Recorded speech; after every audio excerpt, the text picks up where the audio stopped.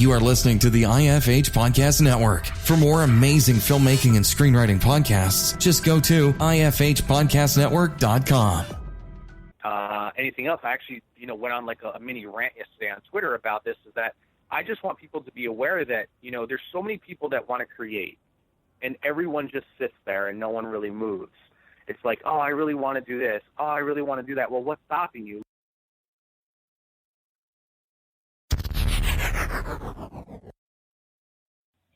Rob, you're a person I've always wanted to talk to.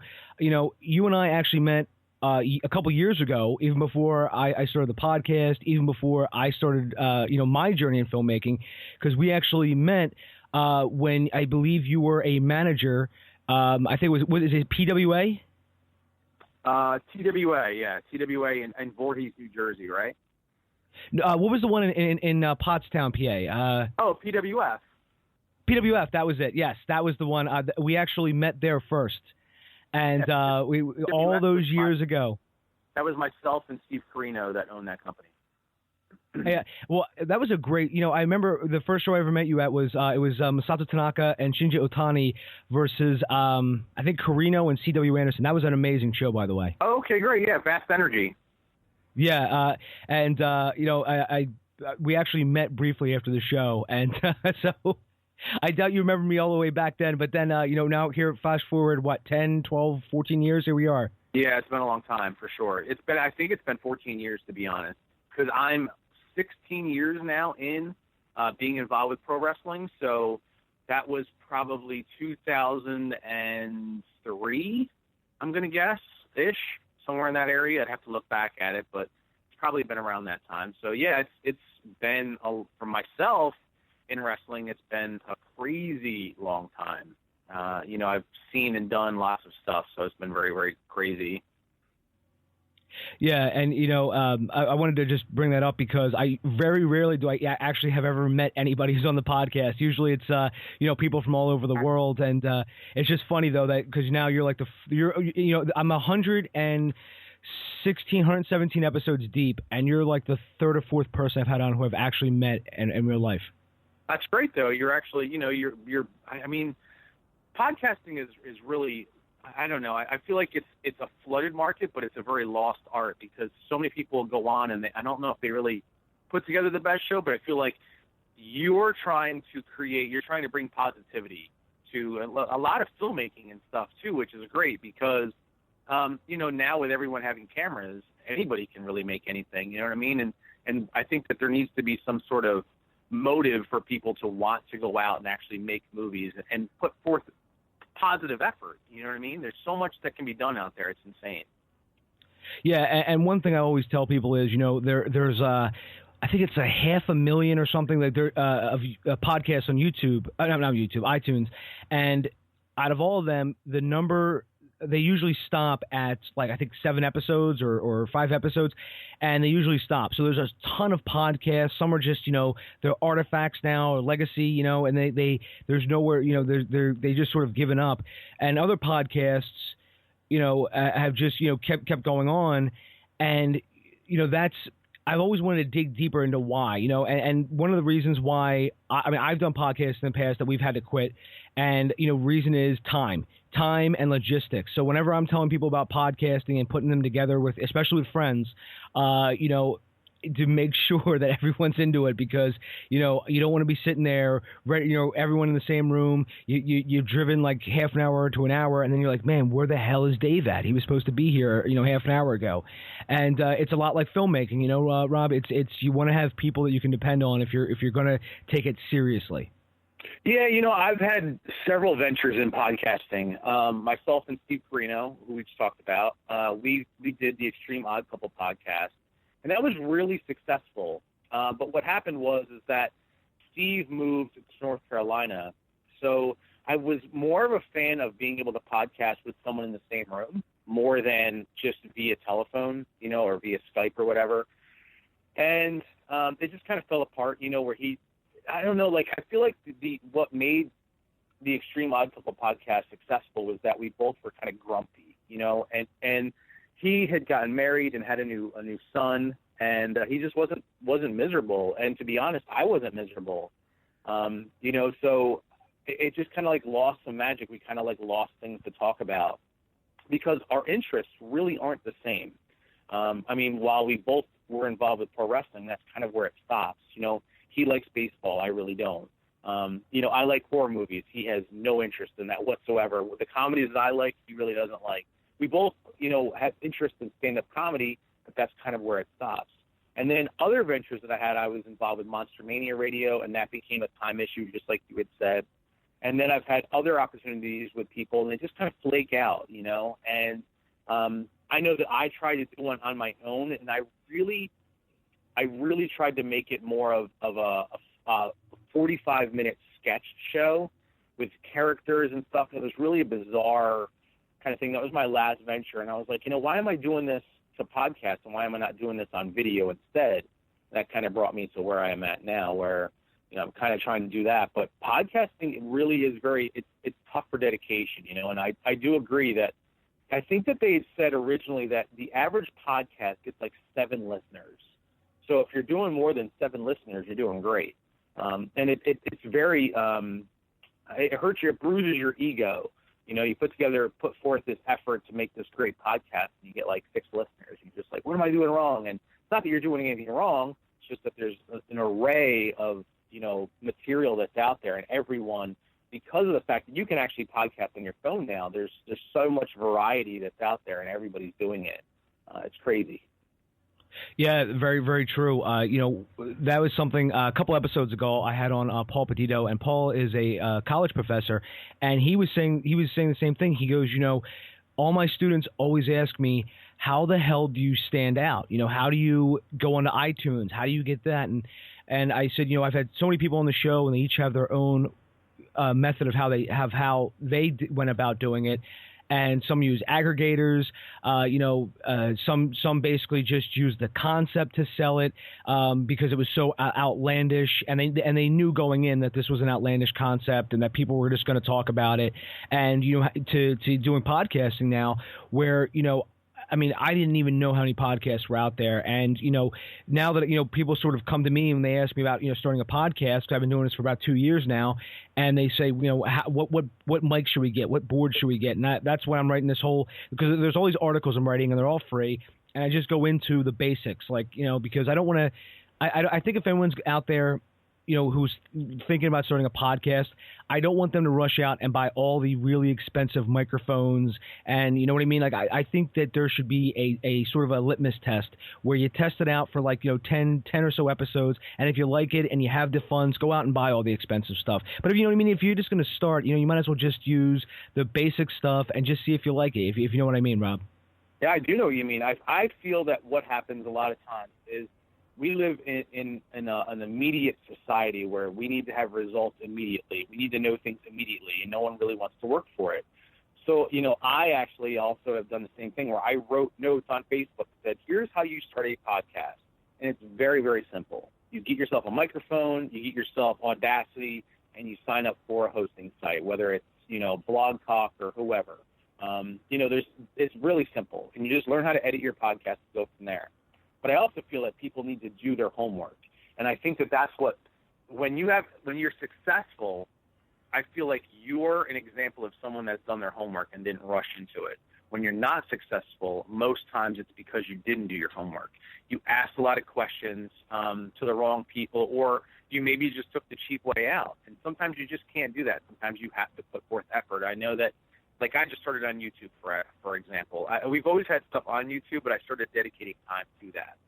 And so I've done homework about how to make, thumbnail cards and just every little possible thing about what the duration has to be that gets the most views and stuff like that. And I put forth a lot of effort. You also have to put forth money. I put forth, $30 to $50 a week of just Facebook advertising to try and get people to get subscribers. And I'm not really looking to be, YouTube famous or anything else. I actually, went on a mini rant yesterday on Twitter about this, is that I just want people to be aware that, there's so many people that want to create, and everyone just sits there and no one really moves. It's like, oh, I really want to do this. Oh, I really want to do that. Well, what's stopping you? I'm creating content on YouTube for free.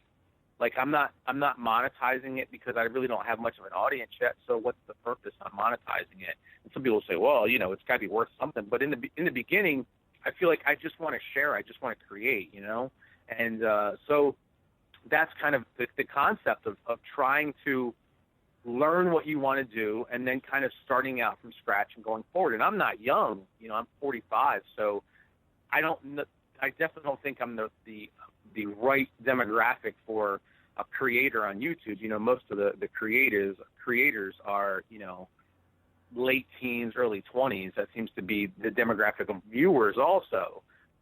So I would say maybe, you know, looking at an older fan base, but I feel like the material that I'm creating is stuff that you might see on Adult Swim or maybe geared towards, like, you know, I don't want to say Saturday Night Live, but maybe, you know, it's a different type of material that's out there. It's not simple vlogging or anything like that. Not to say that that's simple, but I'm trying to actually put forth, you know, write scripts, have content, and I'm doing it 2, 3, 4 times a week. So it's a lot different. Yeah, you know, yeah, and that's great too, because you hit on something, which is you just wanted to put out, you know, great material. You know, you wanted to do what you wanted to do, and I think that's how a lot of YouTubers got started. You know, I actually know a person who represents some of these YouTube personalities now, because they all have lawyers now. Because you know, years ago, a friend of mine. His name is Chris Domenico, and Chris actually used to represent Numa Numa. Do you remember the Numa Numa guy? I don't know.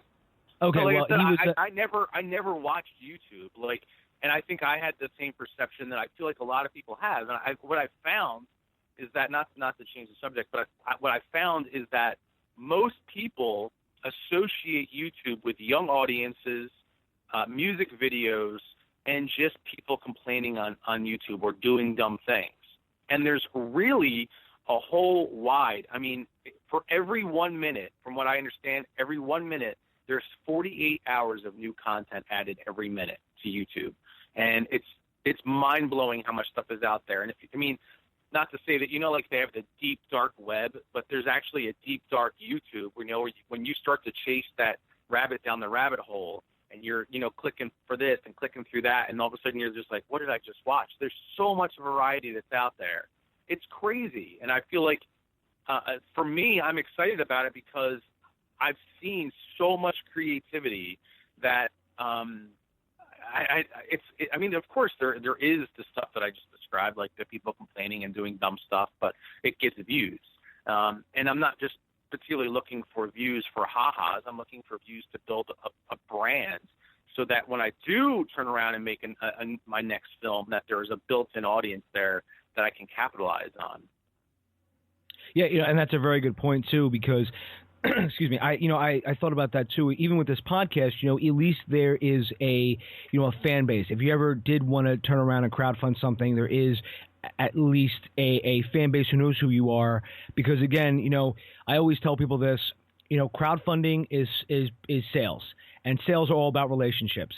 Sure. And you know, I don't know if you get this, Rob, but on my Twitter, constantly I'm getting people saying, hey, check out this, and I'm like, who the hell are these people? Like some random person from like Norway is telling me to check out their project about mirrors, or some company from Japan is telling me to check out their new robot toy, and I'm like, what? How did they even find me? Are they just going through Twitter and going, going copy paste? Well, yeah, that's exactly what they're doing. They're just, pasting, tweet, send that out, and I honestly, I think they're the same people who their crowdfunding fails, and then they go, oh, gee, crowdfunding doesn't work. And, that's because they didn't focus on their pre-launch. Which is, building that fan base up. Yeah, crowdfunding has changed. I crowdfunded 3 times for short films and was successful every time. Our last film, Rabbit Hole, we literally met our budget within, I think, like 30 hours, which was crazy. And I was, I'm really grateful for that. But for me, I feel like there's a couple different layers of it. Is that, one, I'm not doing really horror right now. I'm focused more on comedy, which is weird. And I'm not trying to abandon that fan base, but now I kind of have to start over from scratch a little bit and build on to new people, because you're going to get, like, let's say my audience is split now because 50% of the people say, well, if he's not doing horror films, then I don't really care. And the other 50% are like, okay, cool. So let's say now that I started with a pool of 100 people, just as a number. So now I'm only at 50. Now I have to build another new 50 of people that actually care about comedy, that I might be able to catch some of that new 50 that actually care about horror also, that actually can kind of, depending on where I go in the future, it might benefit me also. So there's a ton of variety, and I do feel like I know that I get more of people messaging me on Facebook for like, oh, check out my thing and stuff. And I do feel like a lot of people crowdfund the wrong way. The days of people donating $100 for a DVD are completely over. Completely.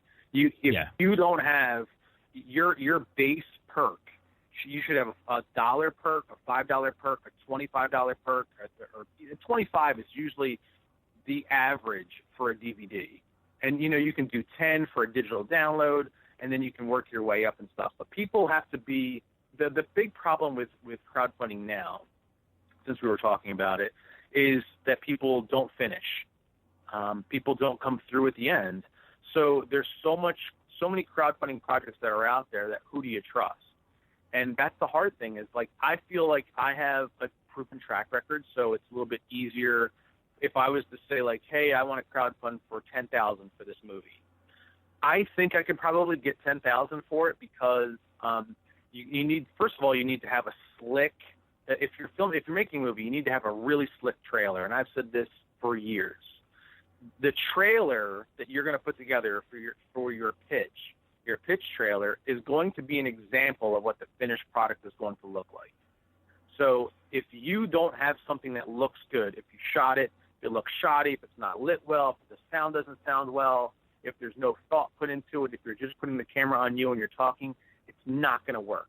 You have to literally spice it up, which means, if someone put, if you watched TV and they had a commercial for McDonald's, and McDonald's showed just one of their normal hamburgers that you get when you actually go to the store, you go there, you would say, I don't want that. But then, when they have it artistically done with all the lighting and all the bleached colors and everything else, the dyed lettuce, and all of a sudden you're like, oh man, that's what I want. It's the same theory. You're just creating, a look, and you're trying to show people this is what I can do. So you can invest in me and know that I get it. And it does help that you have a brand like we're discussing. It does help if you have that and you built a trust with people, because if you build a trust with people, then they know in the end that you're not going to screw them. And that was the one thing that I was really serious about, was like, look, if I'm taking anyone's money, I'm a very honest person in real life. I just am. I have been, I went to a Catholic school until the 9th grade, and, I did everything. I'm an adult, I'm a parent, my kids are good, the whole thing. Like, I'm just not a scumbag. And sadly, that there's a lot of people that do offer the crowdfunding that just take the money and then never complete the project. And that makes me crazy, because I'm like, you're mucking up the water. Crowdfunding water at one point was crystal clear, and now it's just muddy and murky. And I see it so many times, especially within the horror community, but it's everywhere. It's just because I'm more involved in that community that I see people, oh, I'm still waiting. It's a year later, I'm still waiting. Oh, this guy's just vanished. You know what I mean? Like, you just see it all the time, and it makes me crazy. You have to fulfill the promises that you make. And it's really not about, anybody could crowdfund, anybody. But if it looks slick and it's not always a guarantee if you hire, a B actor that's in, your favorite horror movie. If you hire that person, it's not a guarantee that you're still going to make your budget. You have to really collaborate with other people and put together a solid project to make sure that you're going to get what you ask for. For me, I worked with artists to make sure that I had artwork available. Posters. I worked with sound design guys. I had, and a lot of times the actors that we dealt with, our last one that we did a dark comedy called Mortimer Trompe that you can actually see on our YouTube channel. I'll plug it real quick. You can go to youtube.com/Rob Dimension. So you go to that and you see what had happened was I had I didn't crowdfund for that at all, but we used a SAG actor in that. And I really liked it, but because it wasn't horror, it didn't do well. And I had said to my wife, I was like, I don't think I'm going to bother crowdfunding because I really didn't have any special effects. The amount of money that we need to invest was like $1,000 bucks. And I was like, we'll just cover that. And then I tried to do something different, and I see a lot of other people doing it now, where I pre-sold copies ahead of time. I had shot some stuff. I had some stuff in the can. So I was able to put together like a little trailer, and I pre-sold copies of the DVD, not for anything higher than what they would be. I think it was like $10. So because it's a short film, so I was like, if I pre-sell them for $10, I'll make it. I was able to pre-sell. I had a limited edition DVD cover that I was able to offer, and I think I offered an extra disc at the same time of whatever I had on it. I don't remember. It was last year, and so I tried to put forth the effort, and we were successful with that. And I feel like that's another avenue that you could take with crowdfunding, is that you can pre-sell. It's not always trying to get all the money up front. You could work on the project, and then, on the back end, try to recoup some of the money that you maybe invested. And just go in knowing that there's a really good chance you're not going to make it.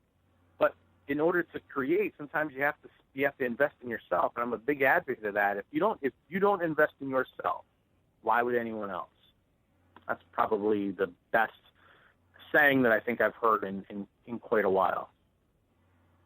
And I agree wholeheartedly, Rob. If when people ask me about crowdfunding, I started crowdfunding when Indiegogo was in its infancy stages, and I used it to crowdfund 2 projects. And every other question was, what's crowdfunding? And the next question was, what's Indiegogo? So now, when everyone has their own project, it's like it's maddening, because now I'm like, when I remember when I started doing it, everyone was like, oh, that'll never work. The crowdfunding's never going to become big. And now look at it. The word Kickstarter has entered the lexicon, and it is. And so, but what I'm trying to say is, whenever somebody comes to me to ask me about crowdfunding, I always tell them, how much money are you going to invest yourself into this project? And they usually say, well, nothing, because they don't want to invest. They don't want to pay for anybody like an experienced cinematographer to come help shoot the pitch video. They don't want to have anybody come to help do graphic design. They don't want to have a crowdfunding consultant come in and tell them, this is how you have to do this. They want to just basically, pre-plan for like a week, launch the thing, and then someone just money drops $50,000 into their lap, and then they go, okay, now we have the money to make what we were promised. And I say you have to figure out a way to get that seed money, because even with startups, they don't go to VCs right away, venture capitalists. They go to the first people that they always go to are themselves, and if they don't have any money, they go to their friends, families, and if they don't have any money, they go to angel investors and grants and stuff like that. So I always tell them, though, if you think of a crowdfunding campaign now, like you were starting a actual startup, a lot of the same tactics are the same across the board. There's parallels, because you have to figure out, where are we going to get this seed money? How are we going to do this? And basically it's the same thing as even auditing. You have to, some startups, they audit, or most startups audit themselves monthly. With a crowdfunding campaign, that's the same thing, because you have a movie in mind, let's say, and we have to raise the funds, and then we have to start the shooting dates. We have to set this, and then when are we going to end this? Okay, now when are we going to distribute it to everybody? So you got to have a pretty detailed plan in place, and I think that's where a lot of people go wrong. And you mentioned when people don't come through with their crowdfunding perks. I've seen that too, and where I've seen that most is in when they crowdfund for like video games, or they crowdfund for like some kind of odd, maybe like an oddity, because there was a guy who crowdfunded for some book, and the book was a huge success, and he didn't know how to deal with it. Like he couldn't like figure out how to deal with it, and he actually told people, you're never getting your books.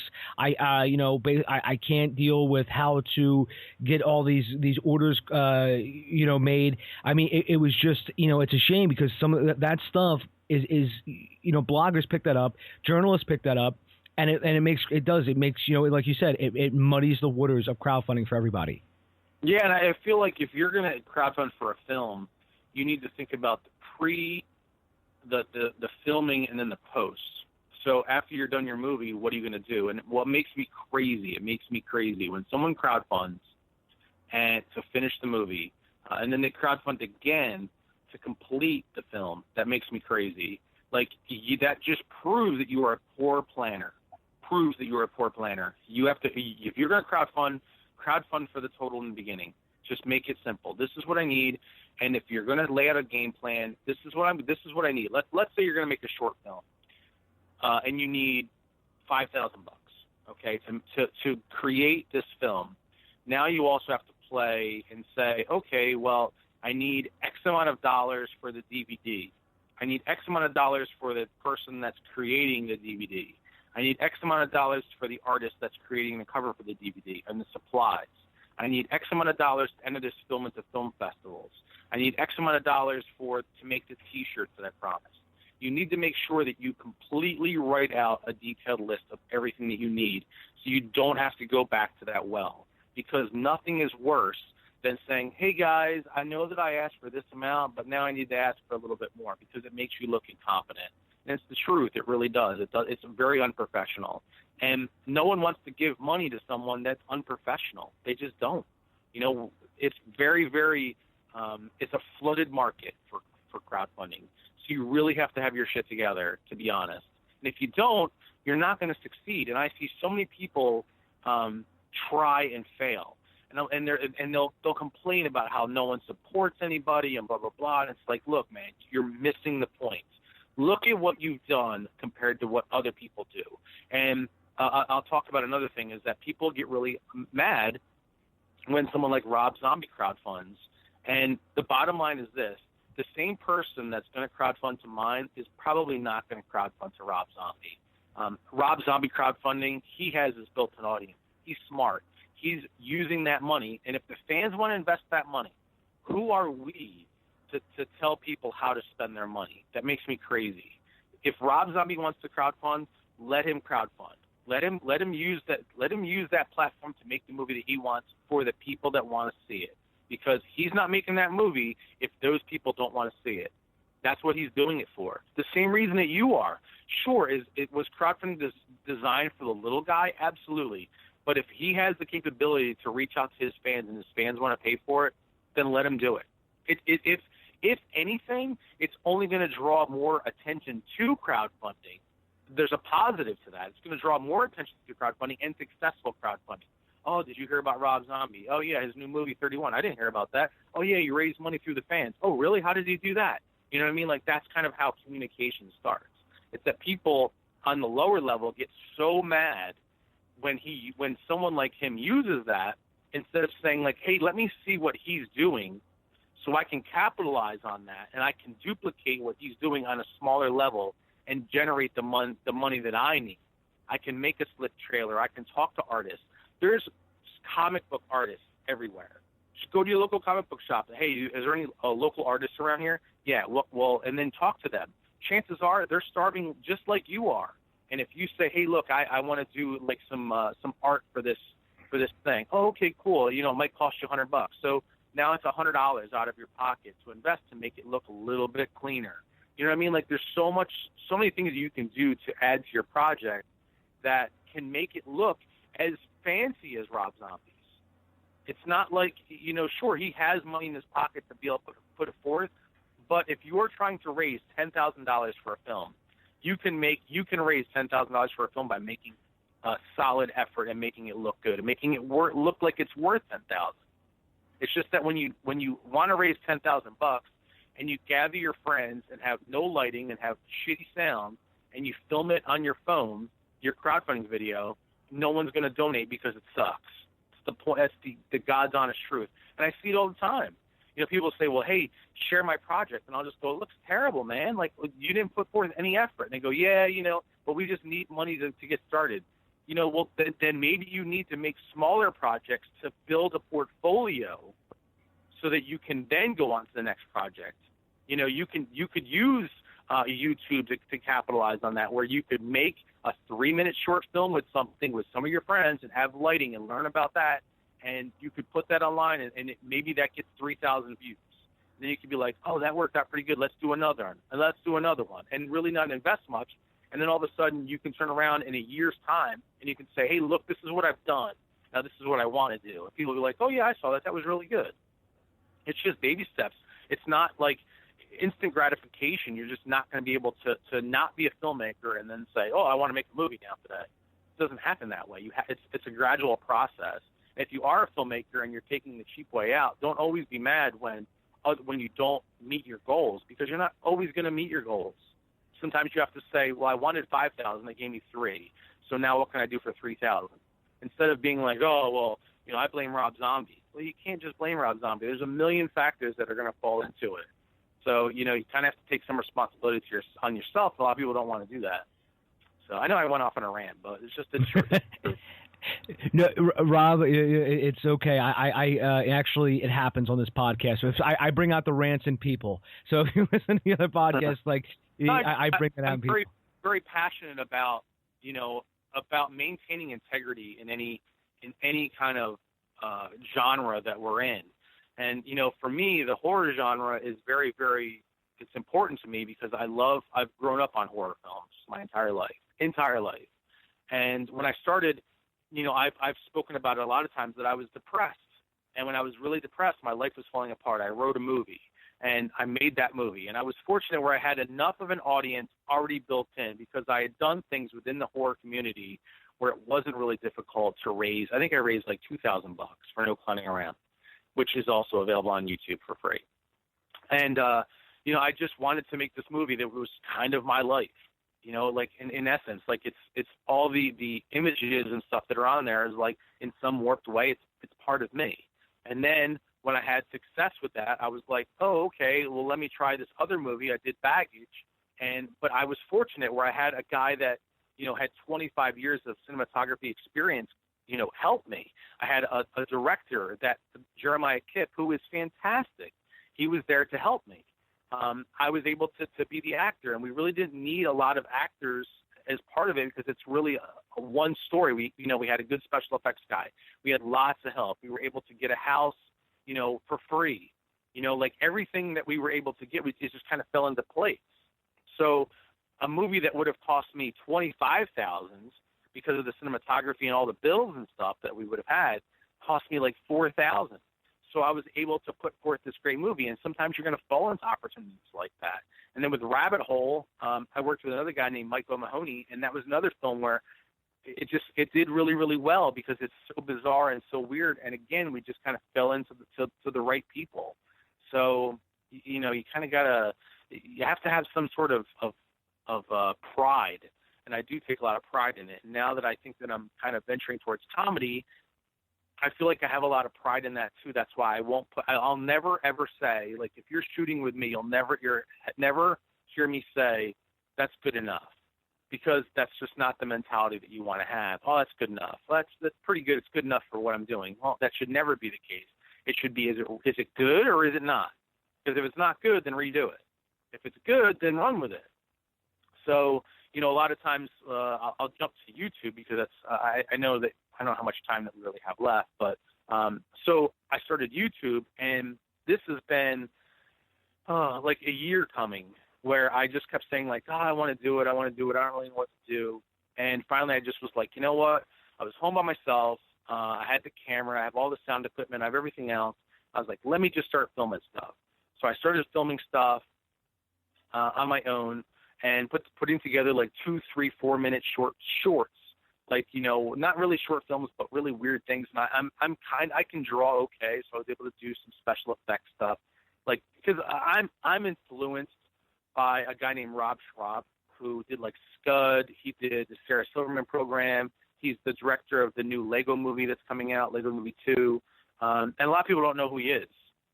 And he did this drawless animation stuff back in like the early 2000s, which I flip out for still. And I was like, I just want to do stuff like that. Like Tim and Eric, their awesome show, like very, very bizarre stuff. I want to do stuff like that.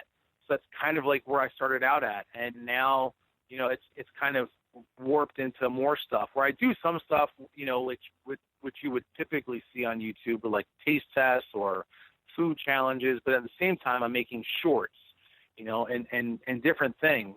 And I'm really happy the way that it's going, but I'm just a one guy army most times. It's most of the time it's just me with, maybe my son will be here and he's 16, maybe he'll be able to help run the camera, or my wife, she can help run the camera, or she can be in it or whatever. So there's only like 2 or 3 people that are involved, and then I'll sit and I'll edit and I'll do all the sound design and stuff. But what it's really doing is, being a filmmaker, I never was one person. I started out as a writer, and I was like, I'll write these movies, and I was an actor, and because of my wrestling background, I could act in front of a camera at least decent. So I was like, okay, cool. And writing, I started out as a writer. Like, I worked for the Warner Brothers Network, like when they first started writing commercials. And I never really talk about that, but that's actually how I got my start. And then, for directing, I just bought myself a camera and started messing around with the camera. And for lighting, I'm still learning lighting. Lighting's really hard. And then for editing, I was like, well, I can learn how to edit a little bit. And then for sound design, I was like, oh, I can kind of mess with this or mess with that. And it's just building pieces. So now what happens is, let's say that next year I have like 3 scripts for actual short films that I want to make. One could be a web series. And it's like, well, next year I don't really need anybody besides some actors to film what I want to film, because I'm learning how to do it all on my own. And that's learning every aspect. And of course I need other people, because I really would need like a sound design guy, and I would need other people involved. But then I feel like confident enough in my filmmaking experience and everything else that I'm creating enough content. And I feel like the editing style is much different on YouTube than it is in film. Editing on YouTube is much faster paced, and it can be way more abrupt, and it's acceptable there than compared to editing on film. Because editing on film, people don't want to see like jump cuts and stuff constantly. But on YouTube, that's acceptable because you have a limited time frame. You only really are going to get, they say it's like 2 minutes and 40 seconds is like average like view time for one video, and sometimes it's a lot less. I know that on some of mine I get like 33 seconds. Like sometimes it's a hit or a miss. So, it's just a matter of trying to fit that, but I'm trying to learn as much as possible so that it makes me a more well-rounded filmmaker. And plus it's allowing me to be creative and do whatever I want, and with really no real cost. I mean, we did a Ghostbusters episode where we did like a short Ghostbusters thing, and all of the special effects, I drew all of this. Instead of having CGI, I drew Slimer, I drew the Stay Puft Marshmallow Man, and painted them and stuff. And then for the Ghostbusters outfit, I took a $5 painter's outfit and spray painted its hand, and then in marker and cardboard, I wrote my name on the lapel and the Ghostbusters symbol and everything else. And it's just, I think all that's acceptable on YouTube, but it would not be acceptable on film. So obviously I would have to take a different route unless people knew ahead of time, hey, this is what his style is. I want to see more of that. So it's kind of like just kind of testing the waters. But I just on yesterday, I released Birthing an Idea. And if no one saw it, it's the true creative process. And I've done some stuff on there. I did a Pokemon episode because I find Pokemon is so bizarre. And now everyone's playing Pokemon Go, and I do a new thing called Acting with Andy, which is, basically like a Saturday Night Live skit with a guy that believes he is the world's best actor, and he's teaching acting, and he's terrible. But he doesn't understand that he's terrible. Everyone else gets it, but he doesn't. And again, that's just me in front of a camera, with fake teeth and, parted hair and a Hawaiian shirt and the sweatpants that are up to my chest and Crocs, thinking that I'm like this amazing actor. And of course I'm not, and all it really is it's just taking bits from people that I've worked with in the past that drive me crazy because they think they know what they're talking about. I'm just channeling them. You know what I mean? So hopefully people will check out the channel, because I'm trying to look for subscribers so I can keep creating, because I expressed yesterday, it sucks. And it's just like, it's just like the podcast. That's why they stopped. Because you're just like, Birthing Idea was 74 seconds long, okay? It took me an hour to just film, and then it took me another 2 hours to do sound design and edit. So there's 3 hours worth of time in there for 74 seconds. And I think like yesterday, like at the end of the day, I had like 30 views, and I was like, what the hell? You know, like it's crazy to try and get people to watch. So if people go to robdimension.com, the link is there. If they go to youtube.com/robdimension, they can check out the stuff on there. And if you like it, give it a like, subscribe, give it a comment. You know, like all that stuff YouTube has a built-in algorithm, just like Facebook and just like, Instagram has now, where, that stuff, the stuff that's seen more and that's has more interaction floats to the top. So the likes and the subscribe and the comments and the shares and all that stuff helps. And I do put it on Facebook also, but Facebook has a very weird algorithm where they don't like you sharing videos, especially on your fan page. Like if you notice now on your fan page, you can't even share videos from there. You have to upload them direct to them. Otherwise, they won't let you submit through YouTube on Facebook fan pages anymore.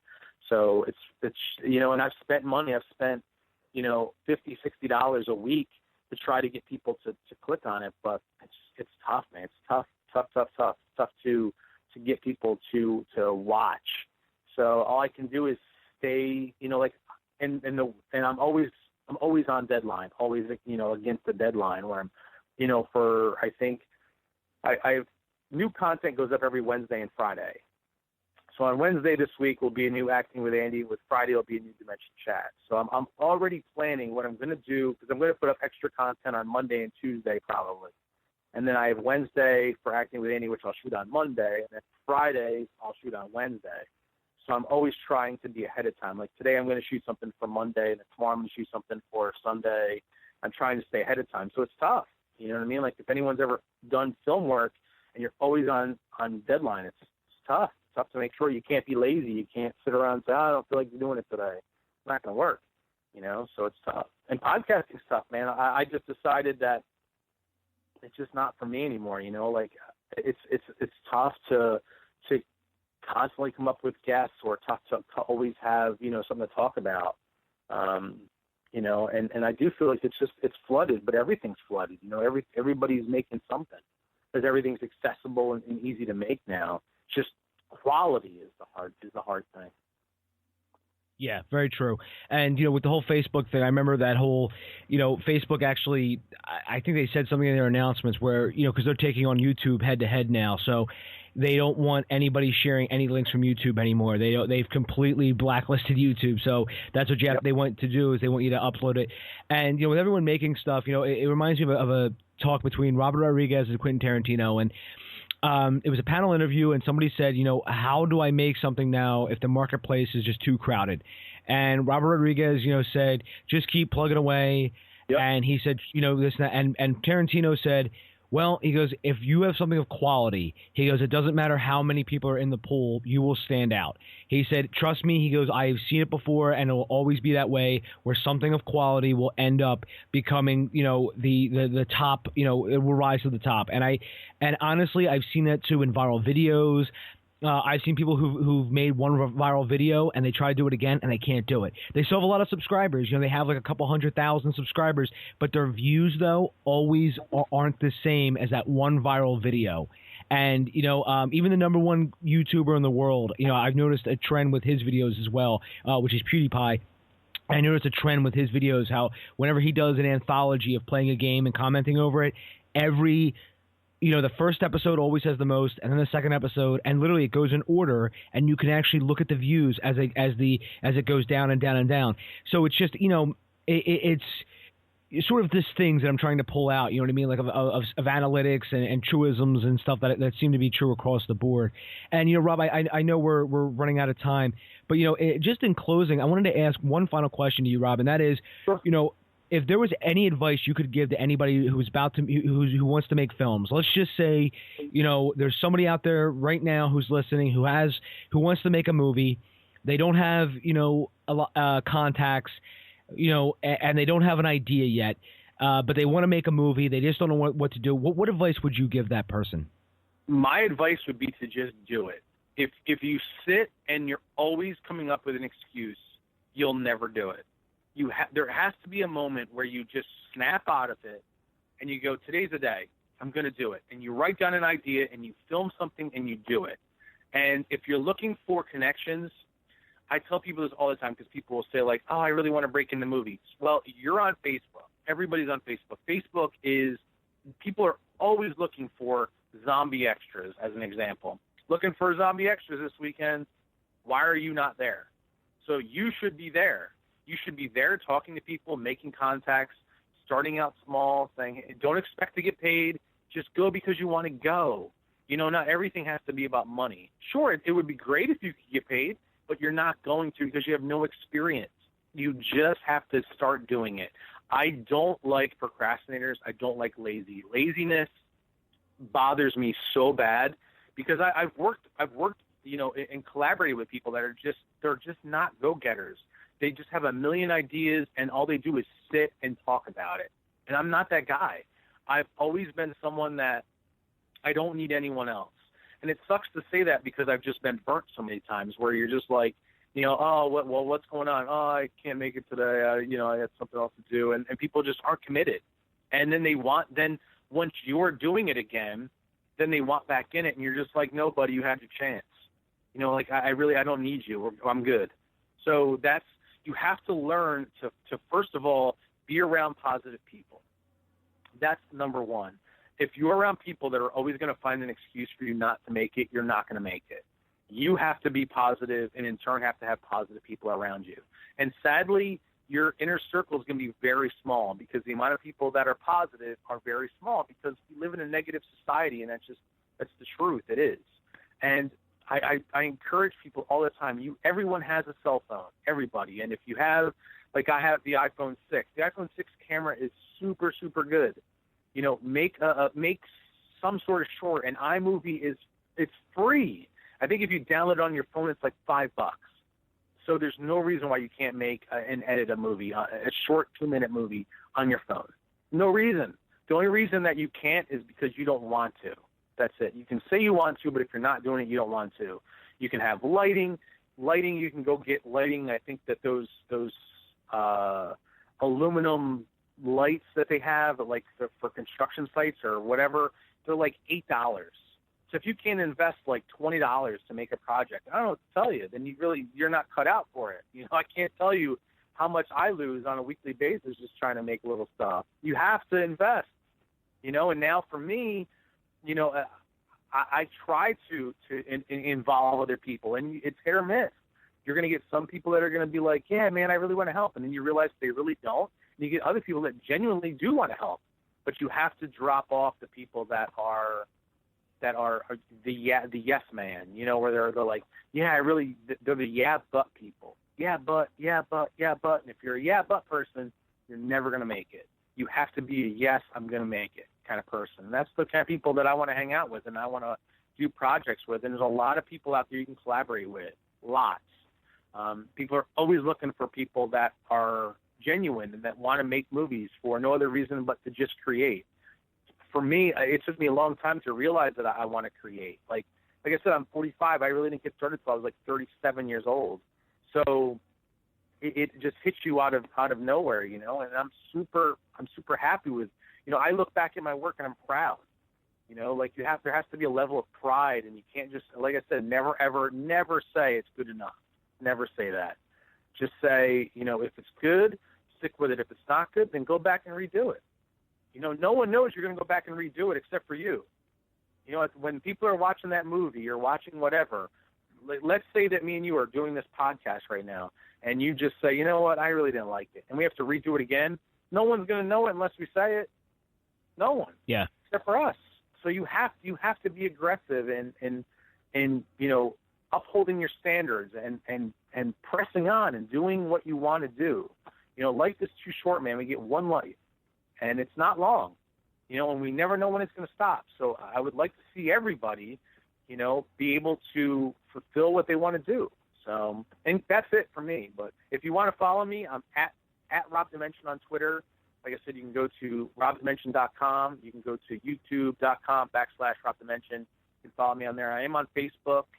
I'm on Snapchat at Rob Dimension. I'm on Instagram at Rob Dimension. Everywhere is pretty much the same thing. And I'll link to all that in the show notes to everybody, so you can stalk Rob online, and it's just but yeah, I'm gonna link to all that in the show notes. And Rob, I want to say thank you so much for coming on. Like I said, I've always wanted to talk to you, and I'm so glad we finally were able to connect. And everyone, it's always at Dave_Bullis on Twitter, and just follow me. It's if you'd like, and then on my website, DaveBullis.com. Everything's on DaveBullis.com. I actually just released, Rob. I released a graphic novel that I've been working on. It's a practice graphic novel. It's all free. 4 issues are already up. They're already done. They're written. They're inked. They're done, and then they're all free to download on my site. So yeah, that's one thing. I finally I was sitting on it, and I said, you know what? I just got to release this thing for good, bad, or the ugly. Yeah, it's great. See, you just decided one day. Why am I waiting? But anyways, Rob, it's been great talking to you, and I'll talk to you soon, my friend. Yeah, I appreciate that. I had a great time, so I appreciate it. Oh, my pleasure, Rob. And yeah, I'll talk to you soon, buddy. Okay, thanks.